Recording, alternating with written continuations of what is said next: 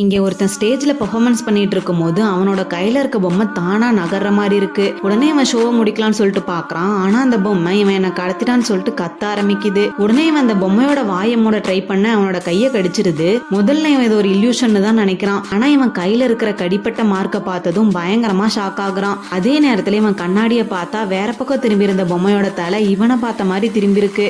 இதை பார்த்துட்டு ஷாக் ஆனவன் இந்த விஷயத்த மேனேஜர் கிட்ட சொல்றான். அந்த மேனேஜரும் நீ ரொம்ப நாளா ஒரே ரோலை பண்றதுனாலதான் உனக்கு இப்படி தோணுதுன்னு சொல்றாரு. இவனும் சரின்னு சொல்லிட்டு அந்த பொம்மையை பெட்டிக்குள்ள போட்டுட்டு வேற ஒரு பொம்மையை வச்சு அந்த ஷோவை முடிச்சிடுறான். ஆனா ஷோ முடிஞ்சு வெளியே வந்த உடனே எங்க பார்த்தாலும் அந்த பொம்மை வாய்ஸே கேக்குது. உடனே மறுபடியும் திரும்பி வந்து அந்த பெட்டிக்குள்ள இருக்க பொம்மை எடுத்து அடிச்சு உடைச்சிடுறான். ஆனா அந்த பொம்மையோட வாய்ஸ் கேட்டுட்டே தான் இருக்கு. உடனே இவன் லைட் போட்டு பார்த்தா அந்த பொம்மை உடையாம அங்க இருக்க சோஃபால உட்காந்துட்டு இருக்கு. அடுத்த நாள் இவன் ஷோ ஆரம்பிக்கிற மாதிரி தெரியுது. பார்த்தா அந்த பொம்மை இவனை மாதிரி மாறிடுச்சு.